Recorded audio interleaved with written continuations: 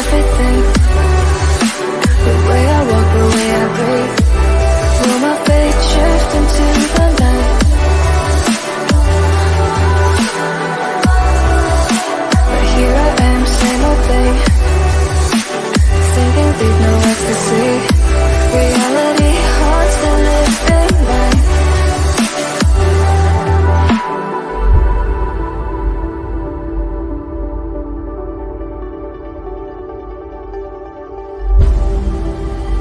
If I saw another day, only to scream into the night. Nothing ever tries to change, even if I want to realize. 'Cause I've been sitting here, same old ways, thinking up about the same mistakes. Darling, where you going? It won't be as simple for you.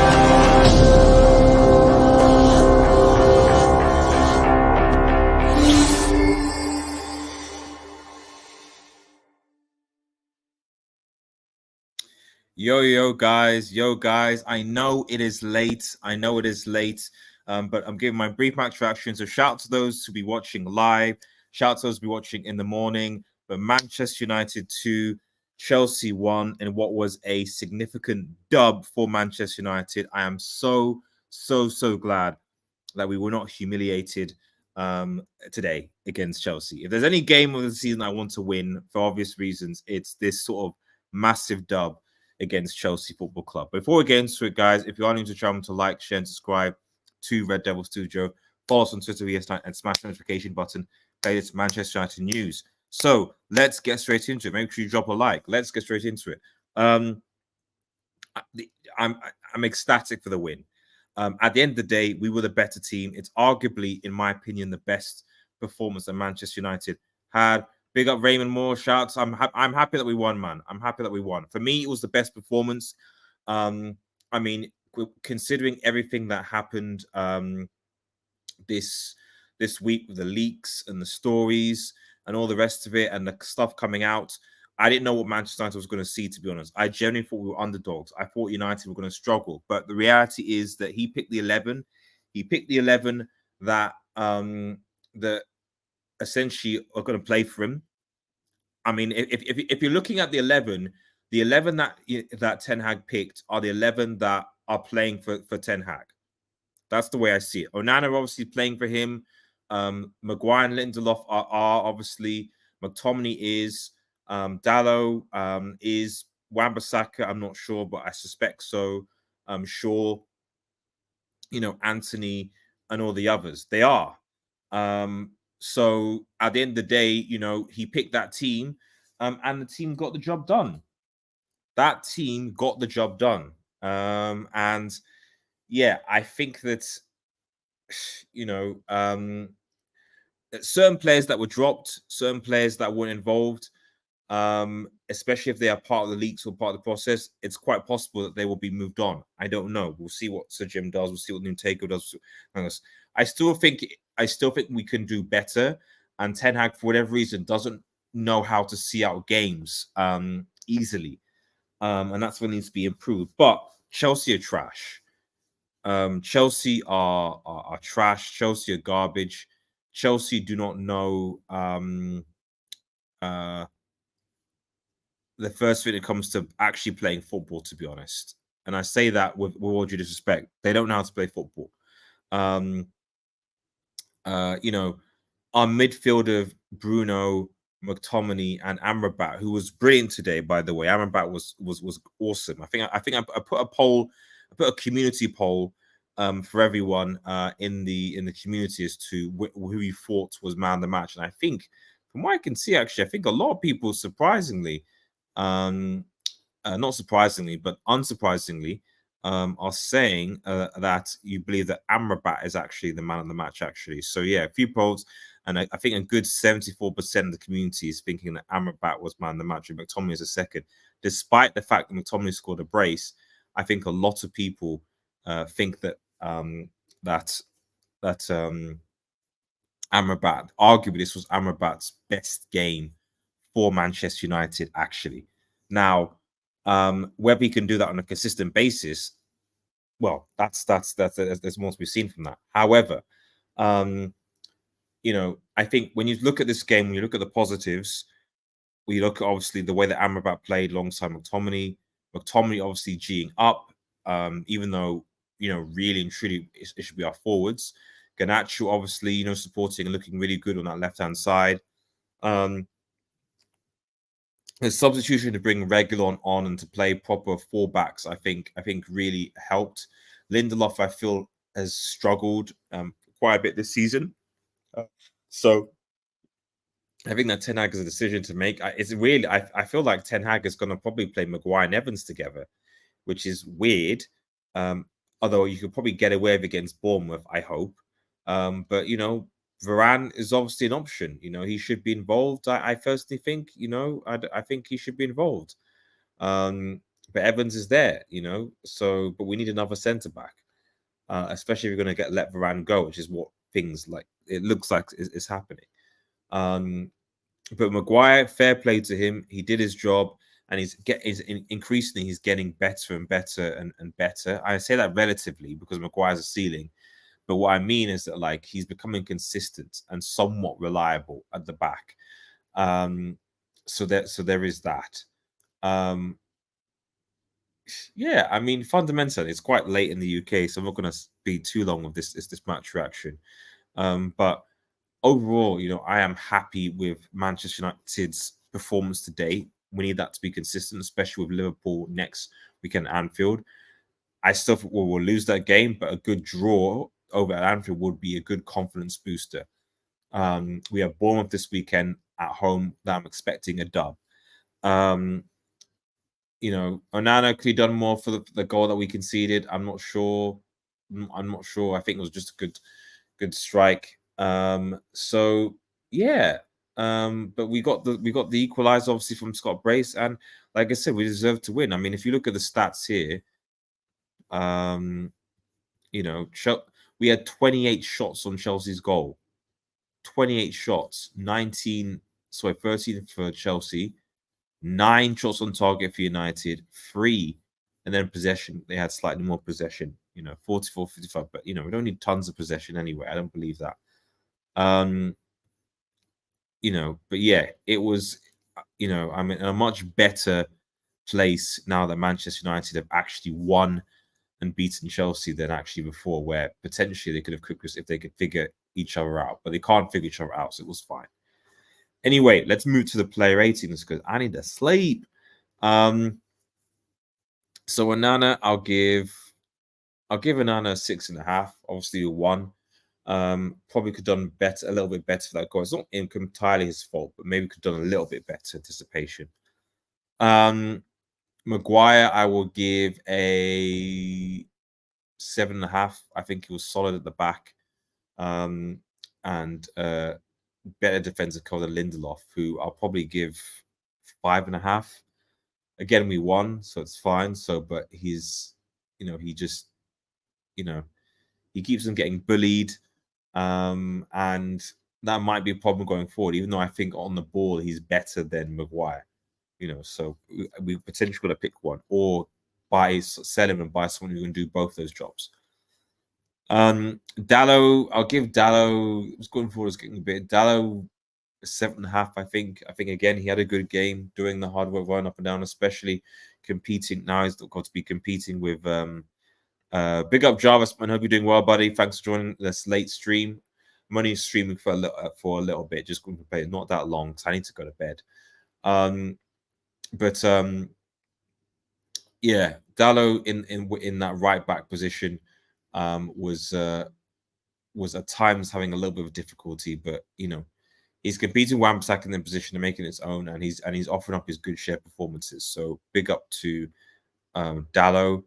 Shaw's obviously just come back, or is in the process of coming back from injury. I'd say 7.5. I didn't really notice him that much, but it is what it is. He's coming back from injury. Now this is where things get interesting. Mctominay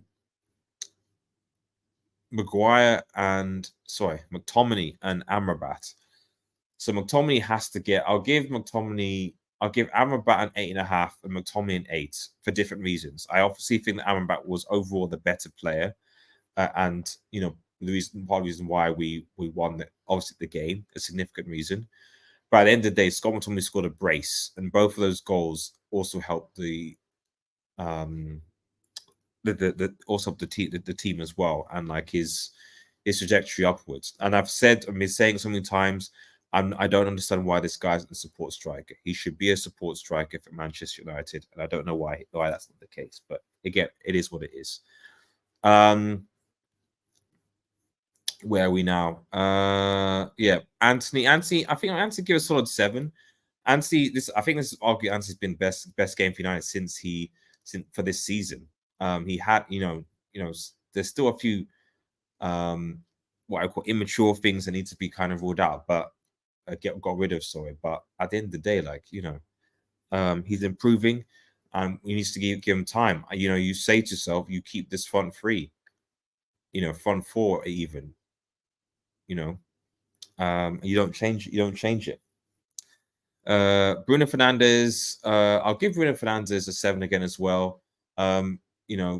Missed the penalty, which obviously must have been significant and playing on his mind, but still was able to quiet that down to be able to provide support for the family. So that's that. Garnacho, Garnacho, I'll give a 7.5 again.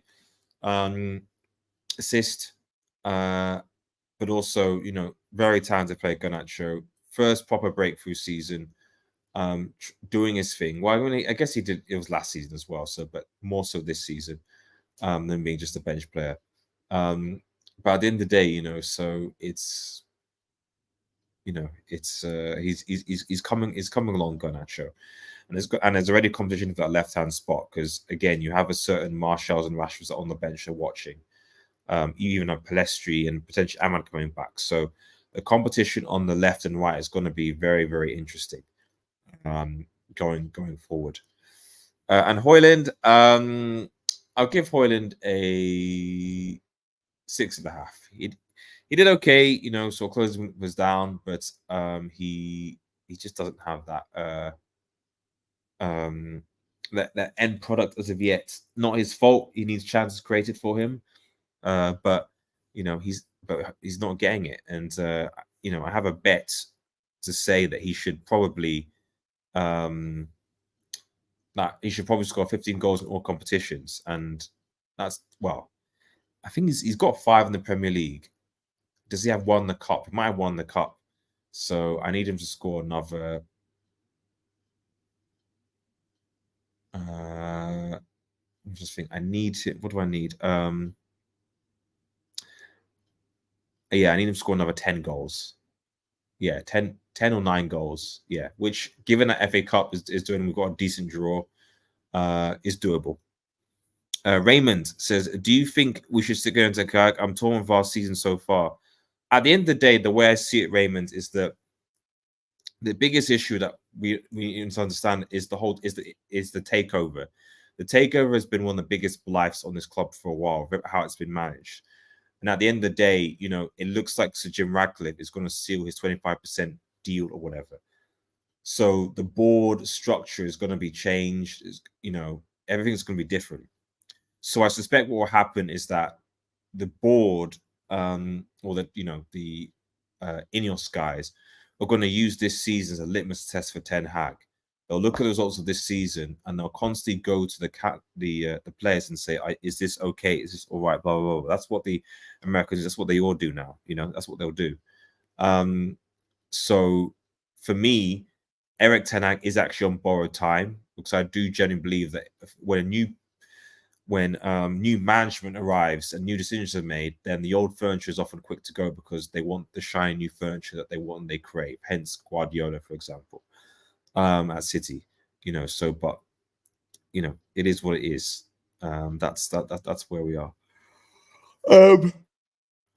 So sorry, in answer to the question, I wouldn't sack him. Or I'm indifferent, but it makes more sense to at the end of the season when Ineos know who they're going for, what they're targeting, etc., etc. That's I think the point. So if we just quickly scroll and we go to the table here, United are on our 6th place with 27 points. So that means it's only 3 points.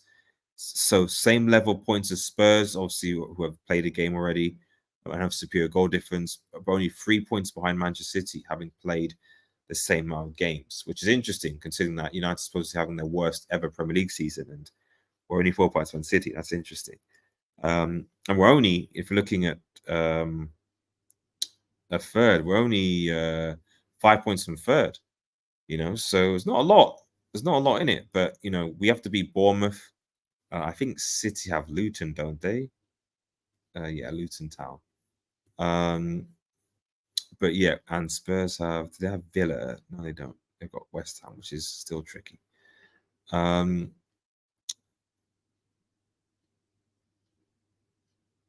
Yeah. 27 points from 15 games. 6th, Chelsea are 10th with 90 points from 15 games.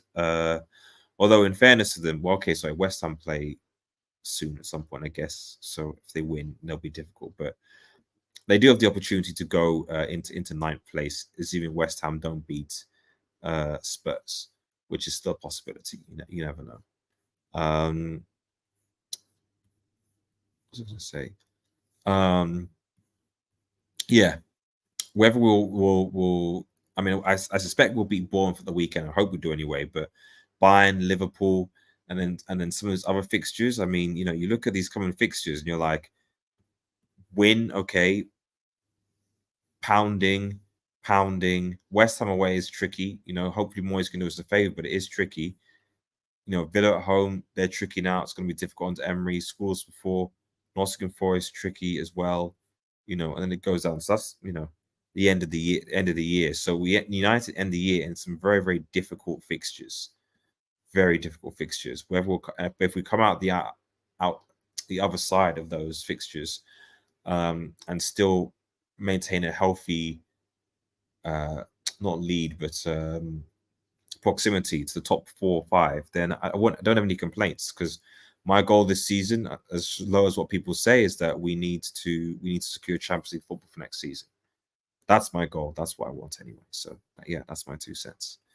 Anyway, guys, thanks for those who tuned in, and obviously for those who will be watching post-match live after the event. Thanks again. Remember to like, share, and subscribe to Red Devil Studio. Magnificent Mctominay as well. Make sure you comment in the description below. So in the comment section below, it helps with the algorithm. Yeah, have a nice day, guys, and cheers. Peace.